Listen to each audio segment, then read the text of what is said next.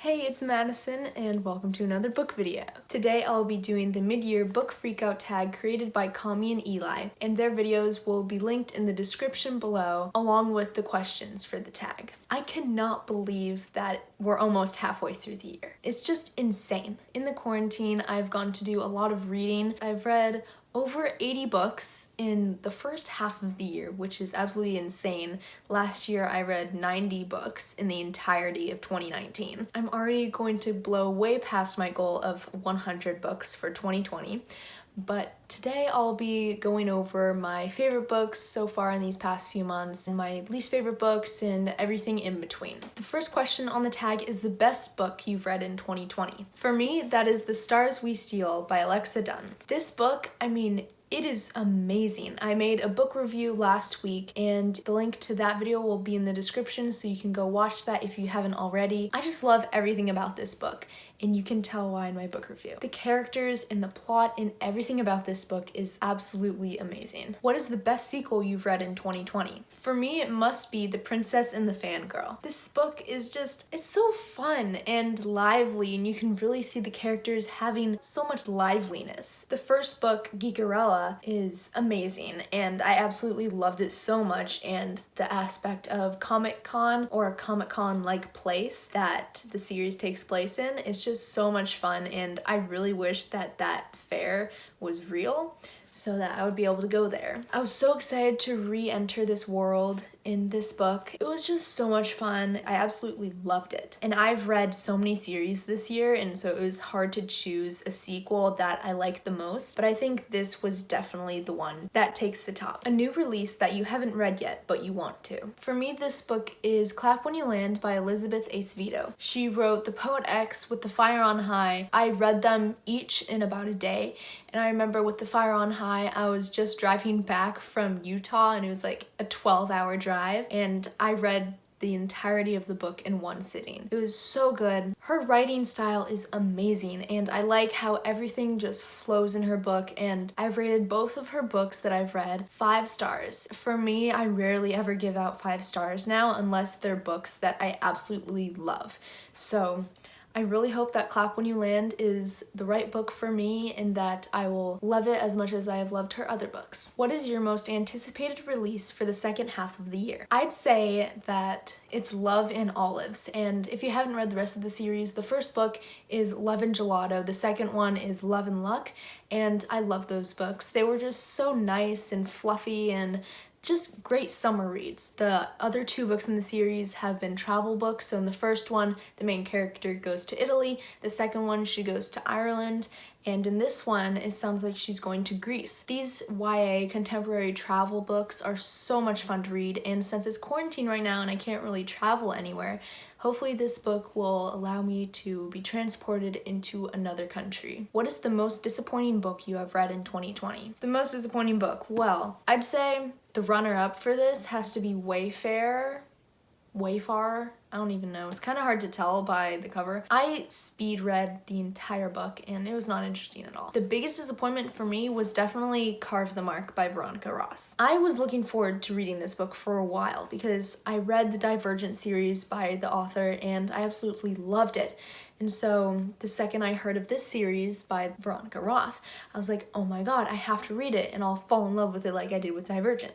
But unfortunately, that is not the case. I read this last month, or I don't remember when I read it, but it was either in May or April, and I actually bought a copy of this book like a year ago because I thought I was going to like it. Unfortunately, I didn't.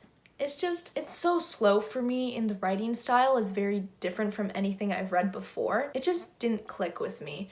And also, I've read stuff about how this book doesn't handle racism well, and how there's like a racial hierarchy, and I just honestly don't agree with that and how it's portrayed in this book. There are just many aspects about this book that I'm disappointed in, and I feel like this book could have been a lot better if Veronica Roth shortened some parts of it. Yeah, this is definitely the biggest disappointment I've read this year, but I haven't read that many others like this, so yeah, that's a plus. What is the biggest surprise that you've read? The biggest surprise that I've read is definitely The Hand on the Wall by Maureen Johnson. So this book is the third book in the Truly Devious series. So it's basically this girl, Stevie, I think that's her name, Stevie Bell. Yeah. So yeah, I even remember the main character's name, even though I read it 3 months ago. But yeah, the main character, Stevie, is sent away to this boarding school in like New England area. There's a murder mystery that the characters are trying to solve throughout the entire book. And when the mystery finally got solved at the end of this book, I was absolutely blown away. There were so many twists that I didn't see coming, and overall it was just awesome, and I didn't expect anything in this book. It was just so well written, and definitely the biggest surprise that I've read is this book. What is your favorite new author? My favorite new author is definitely Mariah McStay, the author of this book that I actually finished last night. Everything That Makes You is so amazing, and it's just, oh my god, I can't even talk about it. It's like, I'm just awestruck by this book. It makes you think. It's like, what if this thing never happened in my life? And what if I chose to do this instead of what I actually chose to do? It just makes the reader think about the different possibilities and how different their life could have been if they just made one small decision, or if something happened. So I got this book off of Book Outlet in one of my past videos, so if you want to see more books that I got off of Book Outlet for a very cheap price, then you can go ahead and check out that video, and the link will be in the description below. I gave this book 5 stars. I thought about what ifs and everything in my life. What if this never happened? What if I was born at a different day? And it's just absolutely crazy to think that if you made this one small decision, your life could be completely different. And so this is definitely the best debut author that I've read in a long time. What is your newest fictional crush? I'd have to go with Elliot from The Stars We Steal. Once again, you can go check out the review that I did for this book. Just in general, Elliot has his own problems, but the way that he just loves a certain character in this book, it's like, oh my god. And he wants to keep her safe and not put her in danger in the things that he has to do to stay alive. Definitely Elliot is my newest fictional crush. What is your newest favorite character? Marco from the Saga series definitely tops every character that I've read this year.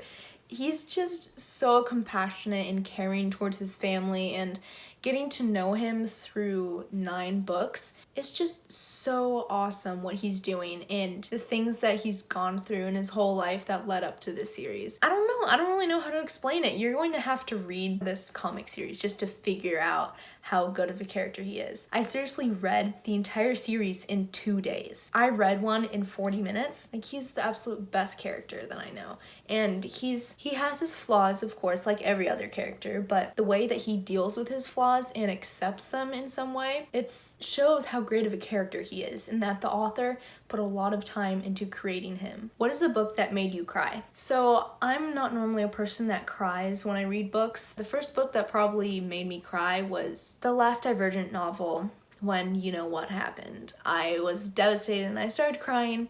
And since I read that in 7th grade, I haven't really had another book that made me cry like that. This book is absolutely amazing, and it is In 5 Years by Rebecca Searle. So this book is about a girl, and she's engaged to her boyfriend that she loves unconditionally, and she's gotten the job of her dreams.